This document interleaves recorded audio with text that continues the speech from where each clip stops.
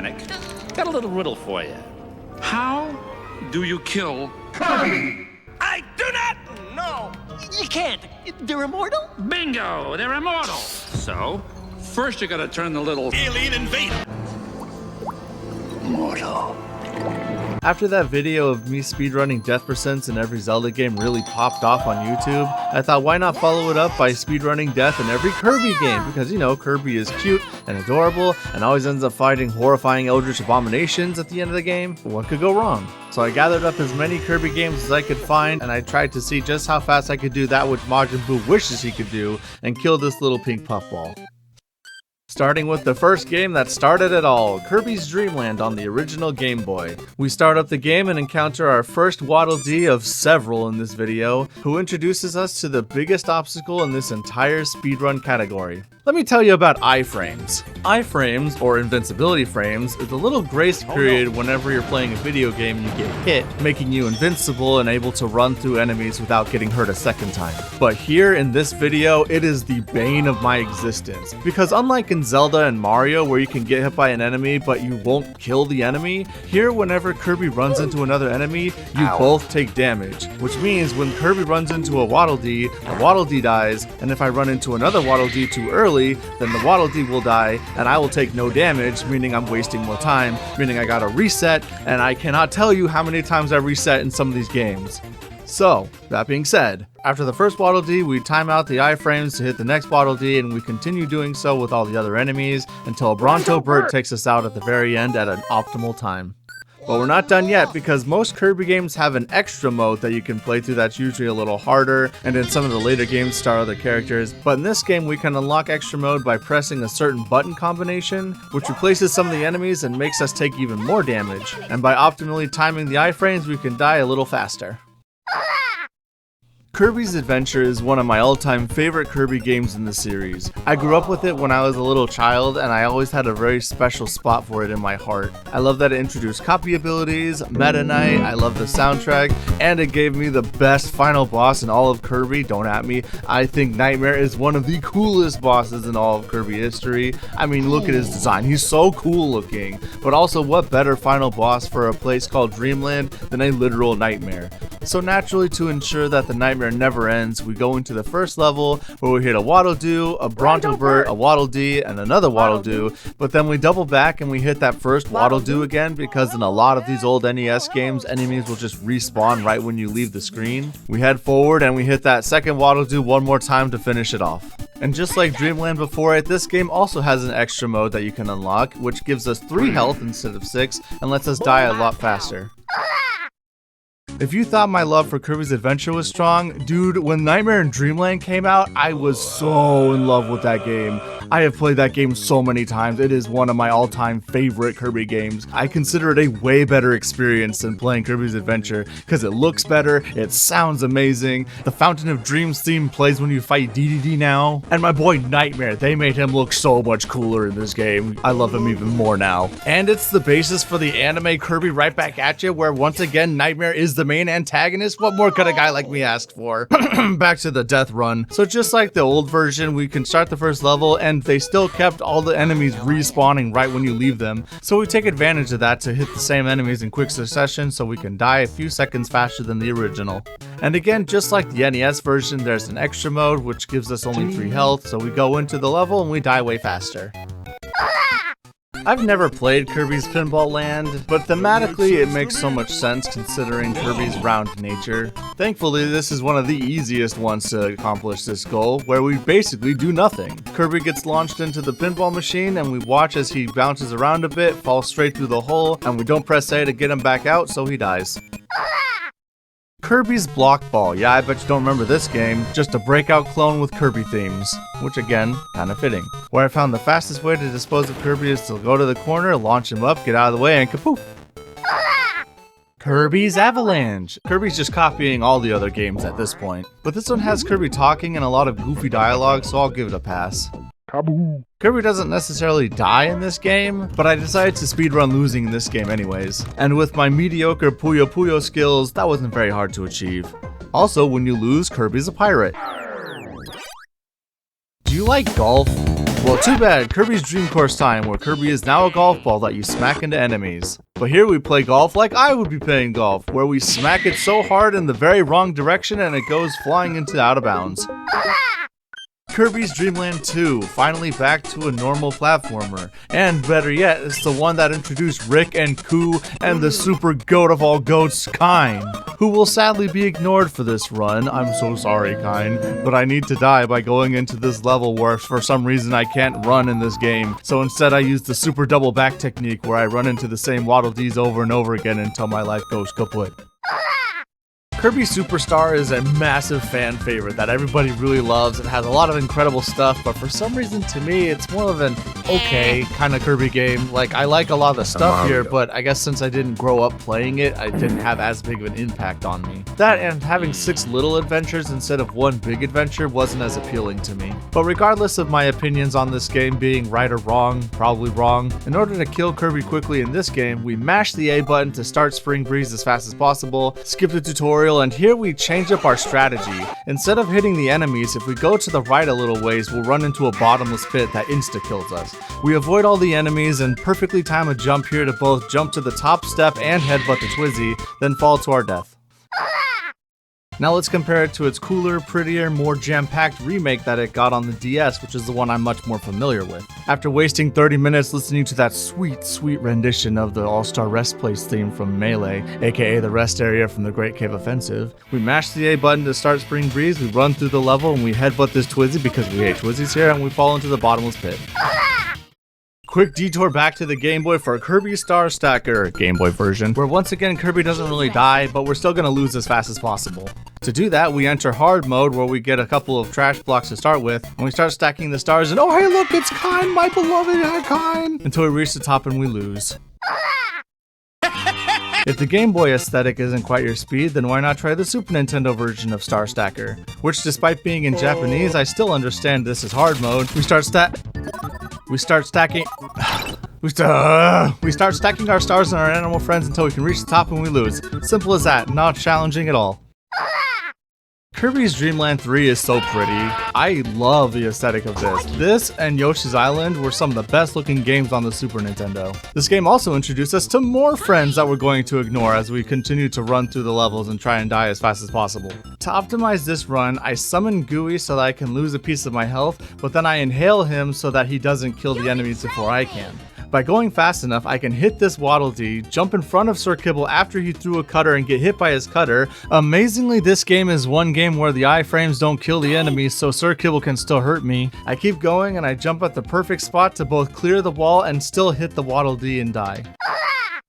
Finishing off the Dark Matter trilogy, we go to Kirby 64, The Crystal Shards, one of my other all-time favorite Kirby games, top 3 at least. But the wacky fantastical combination powers, the soundtrack with a boss theme that freaking slaps, and the angelic deity of darkness himself, Zero Two, are all gonna have to wait because we have a death to achieve. Which is luckily literally straightforward. We skip the cutscene and we walk forward and hit everybody on the way, making sure to hit the cutter from Sir Kibble before we hit Sir Kibble, and we can die right away. If iframes were the bane of my existence, this game is the devil incarnate because I hated trying to speedrun death in this game. The motion controls are so annoying to get used to, and when I thought I was used to them, I was still missing my target. I was falling into holes, I was activating tutorials that I didn't need. I was suffering so much with this one game, it was torture. Until finally, on the 64th try, I managed to optimally jump and bounce and get around all of the obstacles, jump onto this cloud without missing like I did before, and fall straight into the bottomless pit. I have never been happier to hear such a crusty Kirby scream.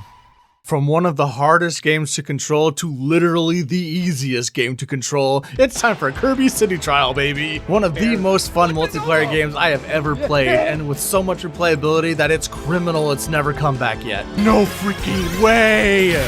Oh my gosh, Kirby Air Ride is back! Now while Kirby can't die, his car can, so we're going to race and see how fast we can achieve that. My first speedrunning strategy was to go into the stadium mode of City Trial and start the versus DDD event, because for some reason DDD is ridiculously powerful in this game and can 2-tap total your star. But then after retrying the whole run over and over and over again in City Trial proper, I finally spawned on the building next to the volcano, glided over to where the dragons pop up, and had my star totaled almost immediately.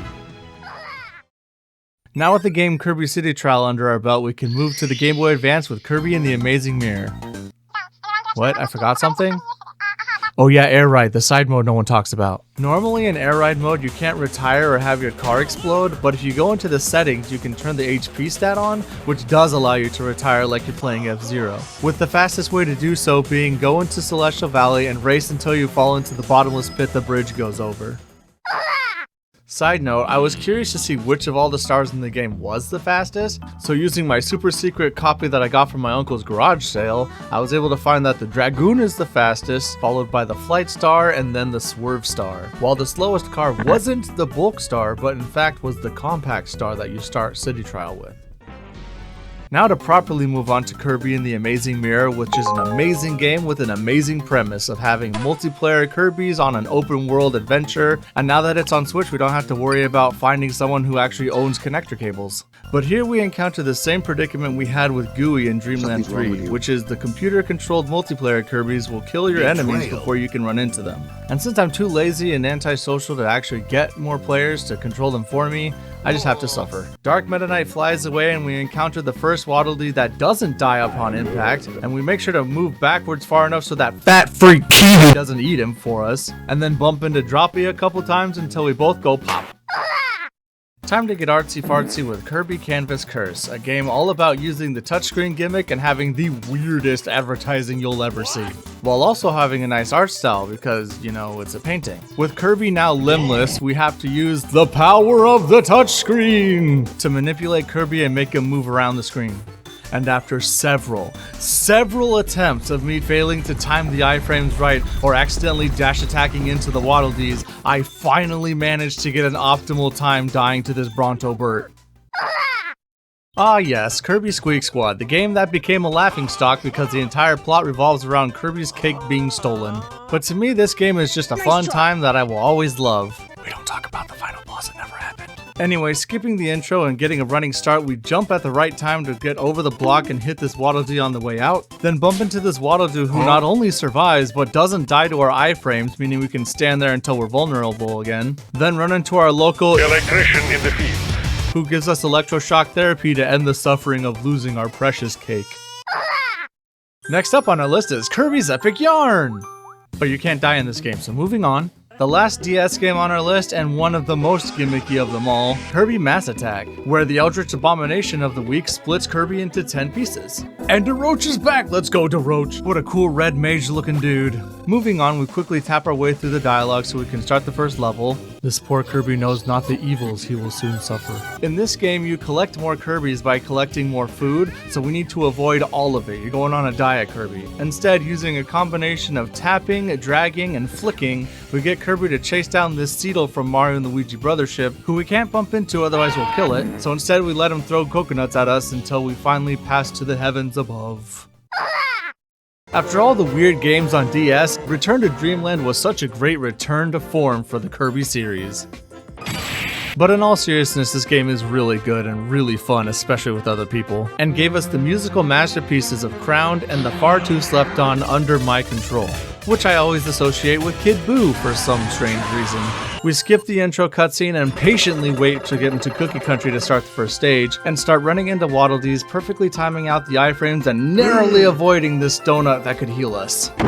Just like the games of old it's returning to, Return to Dreamland also has an extra mode that halves our health, so we do the same thing with weirdly bigger Waddle Dees this time, and die much faster.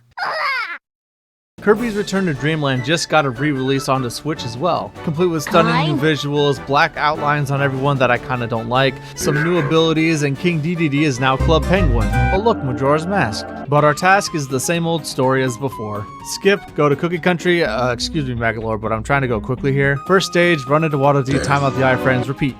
Hope you're not sick of this game yet, because we gotta do it a fourth time, this time on extra mode, complete with the big Waddle Dees again. And with the Bing Bop Bam No More Return to Dreamland. But hey, no Magalore message this time. Triple Deluxe asked the question, what if we took the modern Kirby of Return to Dreamland and combined it with the gimmick of 3D? The result is clowns, much to my brother's enjoyment. But we don't have time to goof around and smell the flowers because we gotta die. A task that should have been simple for me by now if I hadn't been bit by the speedrunning bug and forced to optimize the absolute crap out of everything, leading to multiple retries because I hadn't optimized something well enough. Until finally, after over an hour of struggling, I managed to get onto the Warp Star, get a running start off the Warp Star, time out the iframes for the Waddle Dees, slide through the blocks, run, slide through the next blocks, running jump, run into the Blade Knight, get slashed by the Blade Knight, run into the Blade Knight again, and finally jump onto the Brontobert to finally be done with this game. Man, I don't know how professional speedrunners do it, because this is an easy task and it had me frustrated. Kirby and the Rainbow Curse is a gorgeous game with one of the best aesthetics out of all of Kirby. Claymation that reminds me of my old Nox days on Newgrounds and the greatness that is Wallace and Gromit. Wensleydale. It's supposed to be another crack at doing Canvas Curse, but I really hate that it does not justify having the gameplay of Canvas Curse at all. Because in the original Canvas Curse, Kirby gets cursed to be a ball. In this game, he is just a ball because he is a lazy piece of crap. He just decides to be a ball and be lazy and roll around. You stupid, get on your feet and actually move. There's no justifiable reason for him to be acting this way, because at least in the other game, he was actually cursed to be a ball. But here he has perfectly functioning arms and legs and decides not to use them because he wants me to do all the work by drawing all of his pathways. And I think, okay, fine. Well, I'm gonna make sure that you die quickly. And once again, we are blessed by the graces of heaven, because when we get through this first area, we can actually make it to this room with the enemies, and we draw a line making him constantly bash his head into these guys in the pots, and I can just laugh as he suffers because he deserves it because he's being so lazy. Kirby Planet Robobot is absolutely, hands down, my favorite Kirby game in the entire series. There is so much in this game that I absolutely love, that's so much fun, and it does so much right. I'll probably have to make a separate video dedicated to it. But for now, we must postpone the glazing of this game to make way for the beautiful proliferation of late-stage capitalism. Come one, come all, and behold the mechanical world of the future! Use these amazing copper pipes to transport yourself from one place to another! Observe the spectacle of mechanized nature upon your stroll! What be this new astonishing oddity? Why, 'tis a humble Waddle Dee in metallic trousers! Gather round and witness its tenacity against the gluttonous gumball! What's this? Do declare this blue-collared breadwinner has been aroused by the hoopla and has joined the bout? Shall these cuddly creatures crush the Kirby? Forsooth, our helmeted harlequin has been licked, but fear not, our previously trousered titan still stands. Shall he prevail against this prevalent threat to glorious capitalism? Huzzah! Our wondrous Waddler wins! Oh, whoa, I don't know what came over me, sorry. Before going to the Switch proper, there were a few Kirby eShop games released for the 3DS that we gotta get through, starting with Kirby Fighters Deluxe. It's literally just a Smash Bros. Clone where you can only use Kirby copy abilities. But man, this is a bare bones copy, like you barely get to do anything in this game. I can't even choose the stage to go and die on unless I do training mode, which is exactly what I did because these computers are not competent enough to actually kill me. So instead I went into training, picked Caldera Volcano, and jumped in the lava a couple times until I had to tap out. Kirby Fighters Deluxe got a sequel on the Switch eShop called Kirby Fighters 2. And I kid you not, this game is almost exactly like Fighters 1, just with a few more copy abilities, online that probably no one plays, a story mode that was actually pretty good, and a few more stages. And because they're nearly exactly the same, we'll do the exact same thing, where we go into Caldera Volcano, fall in the lava, and die. Up next on our eShop tour was supposed to be Team Kirby Clash Deluxe, but it's literally impossible to play this game anymore. You can't buy it on the eShop since the eShop closed, and I tried, but I couldn't find any way to emulate the thing. So instead we have to switch over to the re-release that happened on Switch, which was Super Kirby Clash. And trust me, this is pretty much the exact same game with the exact same startup, only instead of a giant Waddle Dee, we're fighting a Hornhead. After the classic Disney storybook opening, we get talked at by Bandana Waddle Dee before heading over to the job board to select our quest, during which we abandon our partner to fight on his own while we just run up to the Hornhead and stay on him so that we can constantly receive damage, all while social distancing from our partner because if he picks up a food item, he's gonna come and kiss us, and we do not consent to that, but eventually after being up in this Hornhead's face, he KOs us. Continuing the eSlop, we have Kirby's Blowout Blast. Second time that you can control Kirby in a 3D space. It's a game about scores, combos, and the novelty of 3D movement! But ignoring all that, we go to the first stage and walk down the path of Waddle Dees, a Broom Hatter, and some chips until reaching this group where we hit the first chip, walk around the other one, hit the Waddle Dees, hit the chip when it jumps back, and then finish it off with the last Waddle Dee. The last of the eSlop games is Kirby Kirby Battle Royale, where Sword Kirby goes to fight for chicken dinner. Just kidding, he's actually fighting for a cake, but if you know Portal, you know it's a lie. Especially since on the way we run into this thorny briar patch, which if we jump perfectly onto them, will bounce us from one briar patch to the other smaller one, and if we keep up the double damage, we'll quickly receive our halo and be teleported off to Valhalla where we belong. After all that eSlop, we can finally get to the first true original Kirby game on Switch, Kirby Star Allies, the game that brought back almost all of your favorite Kirby friends from throughout the series. Darocha back, let's go! Woo! Why are you here? My beautiful baby boy is back! But to fulfill the great ambitions of the Lord Mungdal Highness, we'll avoid making any friends and stay antisocial and hurt ourselves instead. We start in usual fashion before going to the first stage where we encounter Waddle Dees, a Bronto Burt, and this Cappy who dares to give us a nice refreshing orange upon departure, knowing exactly how it will hinder our plans, until finally the sweet release comes from Blade Knight. I don't need friends.